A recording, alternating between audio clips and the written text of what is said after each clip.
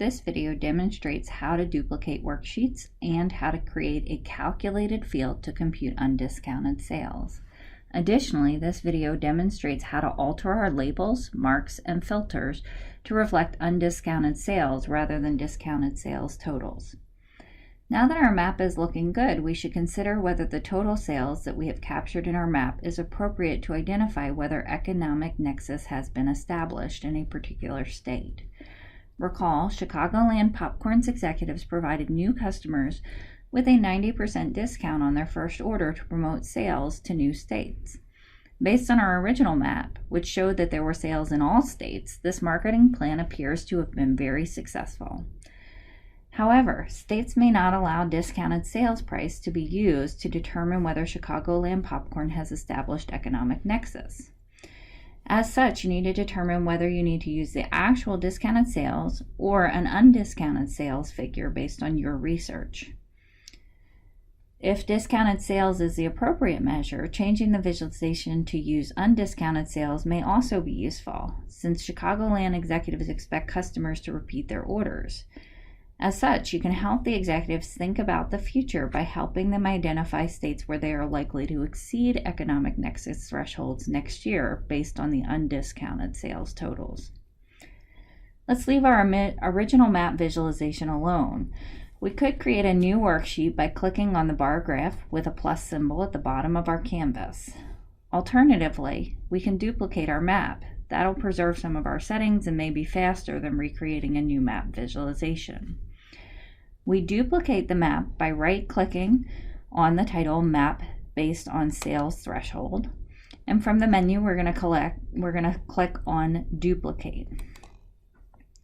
We can rename this duplicate map by right-clicking on the name and then clicking the option to rename. We can go ahead and delete off what we don't want to have, and then we can type in map based on undiscounted sales threshold. And once we're done renaming it, then we can click anywhere we'd like. And again, just like in the previous video, we saw not only does it appear down here on the worksheet title, but it also appears at the title of our map. Now that we've duplicated our map, we need to create a new calculated value, the undiscounted total for each order. The undiscounted total is going to be the product that we obtained by multiplying the product price times the quantity. Since product price is one of our measures that we will use to calculate undiscounted total, we want to go ahead and hover over until we get our peel and then click on the down arrow.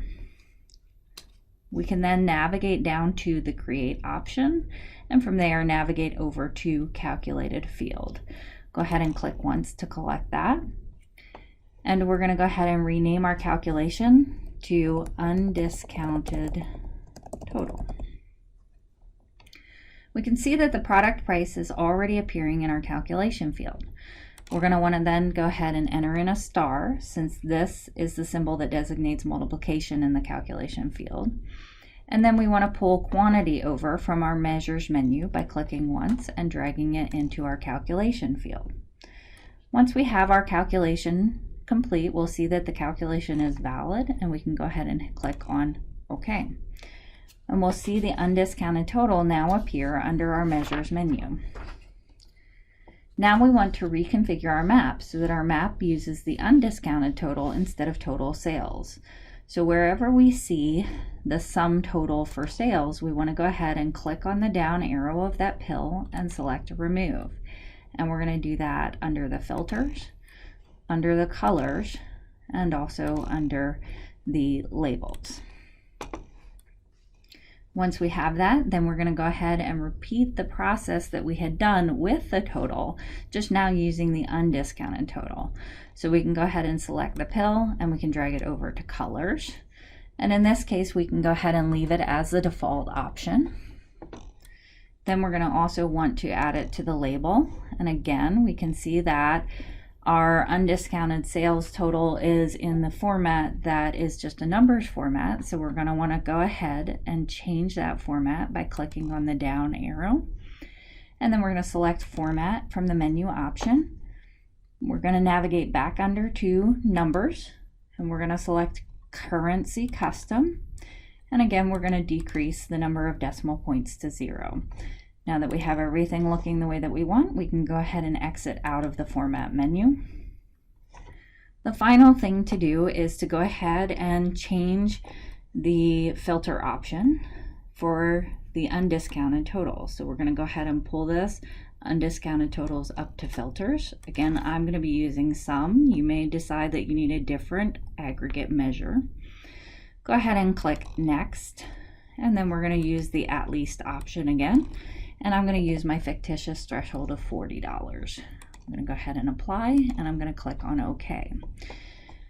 What we can now see is that the map that we have using the undiscounted totals is very different in identifying economic nexus than the map that we created using the discounted totals.